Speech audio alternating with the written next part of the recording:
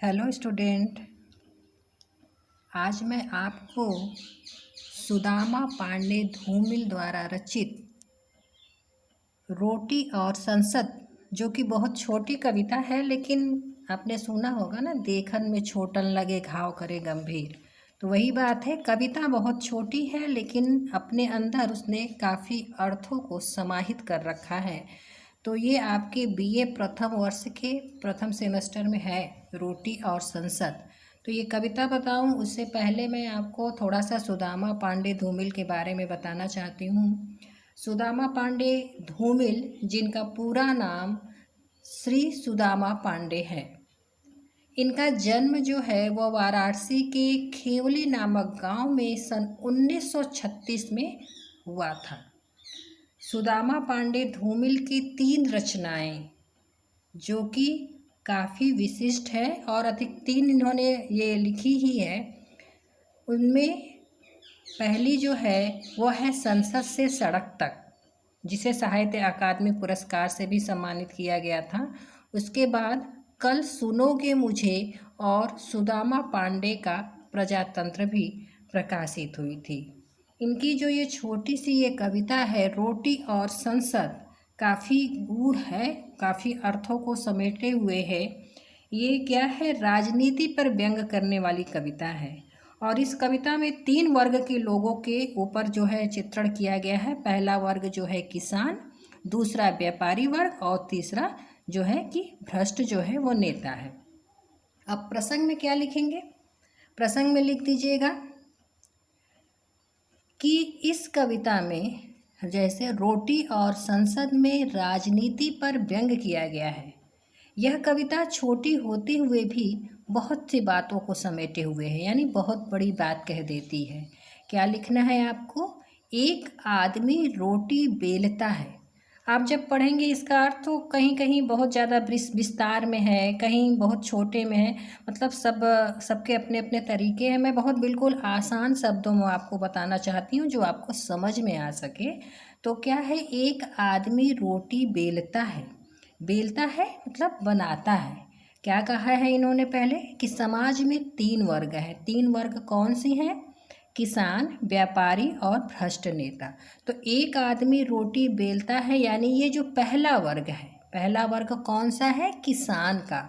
तो आप लिखिएगा कि एक आदमी रोटी बेलता है, अर्थात रोटी बनाता वह किसान जो अनाज उगाता है, मेहनत करता है, पर सुखपूर्वक उस रोटी को नहीं खा पाता, क्योंकि उसे अपनी आर्थिक जीवन की जीविका को चलाने के लिए उसे बेच देना पड़ता है। स्पष्ट हुआ? एक आदमी रोटी बेलता है, इसमें ही आपको ये अर्थ लिखना है। क्या लिखना है? कि रोटी बनाता वह किसान जो अन्न उगाता है, मेहनत करता है। रोटी बेलता है, मेहनत करता है, पर उस रोटी को क्या सुखपूर्वक खा पाता है? नहीं, क्योंकि उसे अपनी अन्य आवश्यकताओं को पूरा करने के लिए उसे बेच देना पड़ता है। फिर एक आदमी रोटी खाता भी है। तो ये दूसरा वर्ग कौन है जो रोटी खाता है? व्यापारी वर्ग है। व्यापारी वर्ग क्या करता है? उस रोटी को सुख से खाता है, उस रोटी का लाभ उठाता है। लेकिन इसमें एक तीसरा आदमी भी है जो न रोटी बेलता है न रोटी खाता है। तो ये तीसरा आदमी कौन है? यही बताना चाहते हैं कि ये तीसरा आदमी वह नेता है। कौन है? तो यह तीसरा आदमी भी है। तीसरा आदमी कौन है? कहते हैं कि वह रोटी न तो बेलता है न तो खाता है। क्या करता है? वह सिर्फ उसका लाभ उठाता है, अर्थात वह किसानों के हक के साथ खेलता है। तीसरा आदमी क्या करता है? न तो रोटी बेलता है न रोटी खाता है। वह क्या है? वह संसद का नेता वर्ग है जो लोगों को मिलने वाली रोटी, रोटी मीन्स हक, रोटी अर्थात हक के साथ खेलता है।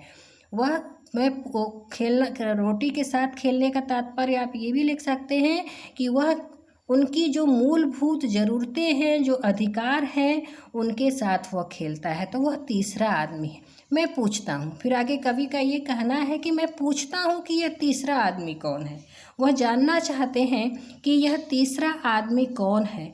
तो तीसरा आदमी कौन है? वह भ्रष्ट नेता। लेकिन फिर भी कहना क्या चाहते हैं कि मेरे देश की संसद मौन है, इस संसद का जो नेता है वह शांत और चुपचाप मौन बैठा है। बस एक बार आप अर्थ देखिए कैसे लिखिएगा, बस अर्थ आप लिखिएगा प्रसंग में। फिर से बताती हूँ कि राजनीति पर व्यंग किया गया है। छोटी सी कविता है लेकिन बहुत बड़ी बात कह जाती है। हमारे समाज में 3 वर्ग है। एक वह किसान जो अन्न उगाता है, मेहनत करता है पर सुखपूर्वक खा नहीं पाता, और दूसरा वह जो सुख से खाता है, उस रोटी का लाभ उठाता है। तो इसके बीच एक तीसरा आदमी भी है जो न तो रोटी बेलता है न रोटी के साथ खेलता है, अर्थात कि किसान के जो हक हैं उस हक के साथ खेलता है और उनकी ज़रूरतें अधिकारों के साथ खेलता है। तो वह कौन है? वह तीसरा आदमी कौन है? वह तीसरा आदमी भ्रष्ट नेता है। फिर भी देश में जो संसद की जो नेता है, जो देश की संसद जो है वह बैठे हैं, वह मौन है। आप विशेष में बस ये लिख दीजिएगा कि राजनीति पर व्यंग करने वाली है कविता और समाज के 3 वर्ग के लोगों के प्रति जैसे किसान, व्यापारी और भ्रष्ट नेता का चित्रण किया गया है। और एक महत्वपूर्ण बात ये भी बता दूं कि सुदामा पांडे धूमिल अगर पूछता है कि किस धारा के कवि हैं, तो ये वामपंथी धारा के कवि हैं। तो वामपंथी कौन? वामपंथी धारा में वो कवि आते हैं जो क्रांति के अवसर की तलाश करते हैं। तो उनमें जो है धूमिल का नाम अग्रणी है। धन्यवाद।